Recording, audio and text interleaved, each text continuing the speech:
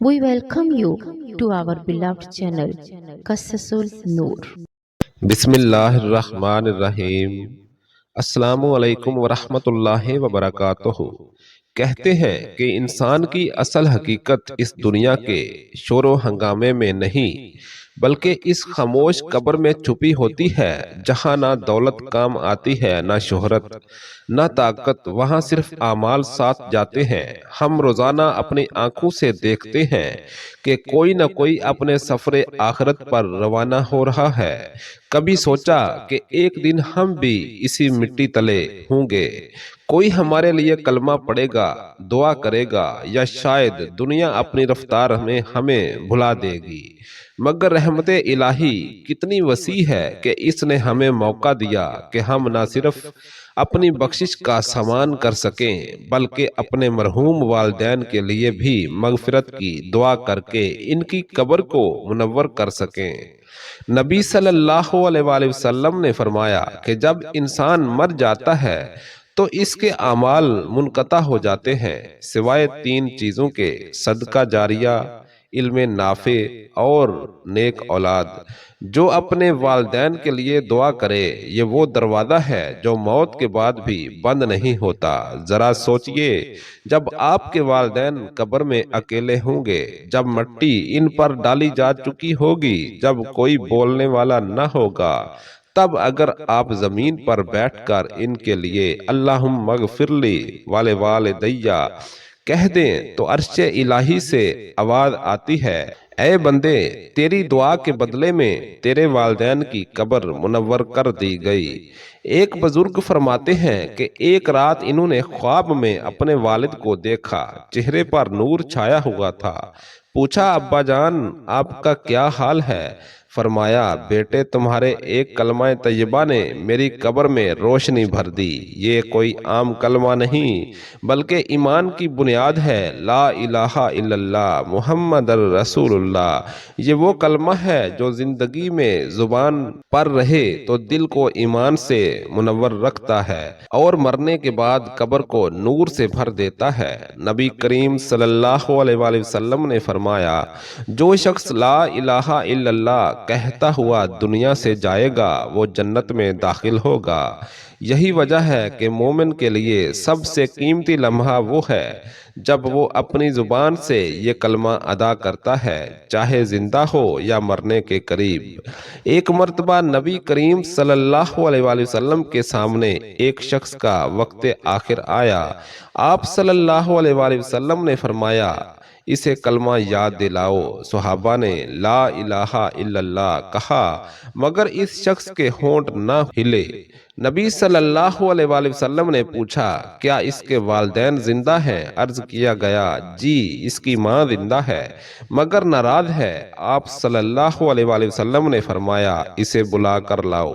جب ماں آئی تو آپ صلی اللہ علیہ وآلہ وسلم نے فرمایا، اگر تو اسے معاف نہیں کرے گی تو یہ جہنم کا ایندھن بن جائے گا۔ ماں کی آنکھوں سے آنسو بہنے لگے، کہنے لگی، میں اسے معاف کرتی ہوں۔ نبی صلی اللہ علیہ وآلہ وسلم نے فرمایا، اب اپنے بیٹے سے کہو کلمہ پڑھو۔ اس نے فوراً کلمہ پڑھا اور مسکراتے ہوئے جان دے دی۔ یہ واقعہ ہمیں بتاتا ہے کہ والدین کی رضا اور دعائیں بخشش کی کنجی ہیں۔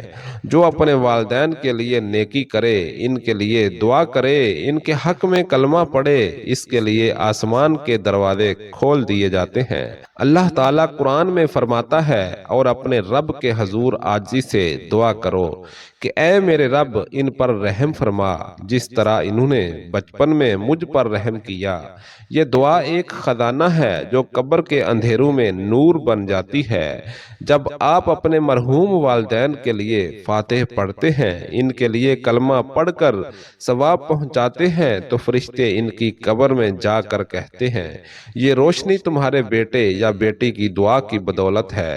نبی کریم صلی اللہ علیہ وآلہ وسلم نے فرمایا، بے شک مردہ اپنی قبر میں اس طرح خوش ہوتا ہے جیسے تم میں سے کوئی شخص ہدیہ وصول کر کے خوش ہوتا ہے۔ سوچئے جب ہم اپنے والدین کے لیے سورۃ فاتحہ یا کلمہ پڑھ کر ان کی روح کو ایصال ثواب کرتے ہیں تو ان کی روح مسکرا اٹھتی ہے۔ ایک اور واقعہ بہت مشہور ہے کہ ایک صحابی نے عرض کیا، یا رسول اللہ صلی اللہ علیہ وآلہ وسلم، میری والدہ وفات پا چکی ہیں، کیا میں ان کے نام پر کچھ صدقہ کروں تو فائدہ ہوگا؟ آپ صلی اللہ علیہ وآلہ وسلم نے فرمایا، ہاں یقیناً فائدہ ہوگا۔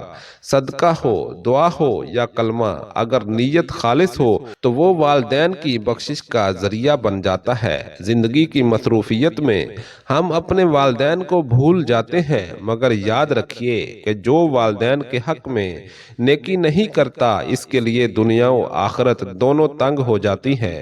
ایک روایت میں آتا ہے کہ ایک شخص نبی صلی اللہ علیہ وآلہ وسلم کی خدمت میں حاضر ہوا اور عرض کیا، یا رسول اللہ صلی اللہ علیہ وآلہ وسلم، میں حج، جہاد اور نفل عبادت کرنا چاہتا ہوں۔ میرے والدین بوڑھے ہیں، کیا میں انہیں چھوڑ کر جا سکتا ہوں؟ نبی صلی اللہ علیہ وآلہ وسلم نے فرمایا، نہیں، ان کے قدموں میں رہنا ہی تیرا جہاد ہے۔ یہی تعلیم ہمیں سمجھاتی ہے کہ والدین کی خدمت صرف زندگی تک نہیں بلکہ ان کی وفات کے بعد بھی جاری رہتی ہے۔ ان کے لیے دعائیں کرنا، قرآن پڑھنا، ان کی روح کو ایصال ثواب دینا، یہی اولاد کی اصل نیکی ہے۔ کبھی کبھار قبرستان جا کر خاموشی سے بیٹھ جائیں، مٹی کو چھو کر دیکھیں اور سوچیں کہ ایک دن یہ مٹی ہمارا بھی بستر بنے گی۔ اس لمحے اگر دل سے لا الہ الا اللہ نکل جائے تو سمجھ لیجئے کہ روح نے سکون پا لیا۔ اللہ تعالی ہم سب کو وہ دل دے جو والدین کے لیے دعا کرنے والا ہو، وہ زبان دے جو کلمہ پڑھ کر بخشش مانگنے والی ہو، اور وہ عمل دے جو قبر میں نور بن کر روشن ہو جائے۔ اور اگر آپ کے والدین اب اس دنیا میں نہیں رہے تو ان کے لیے روزانہ ایک مرتبہ یہ الفاظ ضرور پڑھیں، یا اللہ میرے والدین کی مغفرت فرما، ان کی قبروں کو نور سے بھر دے، ان کے درجات بلند فرما اور مجھے ان کے لیے صدقہ جاریہ بنا دے۔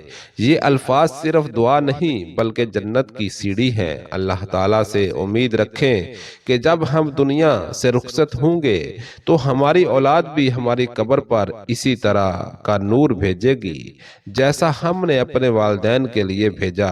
نبی صلی اللہ علیہ وآلہ وسلم نے فرمایا، رحم کرو ان پر جو زمین پر ہیں تاکہ تم پر وہ رحم کرے جو آسمان پر ہے۔ جو اپنے والدین پر رحم کرتا ہے اس پر اللہ کی رحمت نازل ہوتی ہے۔ زندگی کا سفر مختصر ہے، دولت، شہرت، رشتے سب یہیں رہ جاتے ہیں۔ جو باقی رہتا ہے وہ نیکی ہے، اور سب سے بڑی نیکی یہ ہے کہ اپنے والدین کے لیے ایصال ثواب کیا جائے۔ آخر میں آئیے سب مل کر ایک دعا کریں، اے اللہ ہمارے والدین کی قبروں کو جنت کے باغوں میں سے ایک باغ بنا دے، ان کے گناہوں کو معاف فرما دے، ان کی روحوں کو سکون عطا فرما اور ہمیں ان کے نقش قدم پر چلنے کی توفیق دے۔ اے اللہ ہماری زبانوں پر ہمیشہ کلمہ طیبہ جاری رکھ، ہمارے دلوں کو ایمان سے منور فرما اور ہمیں اپنی رحمت سے ڈھانپ لے، آمین یا رب العالمین۔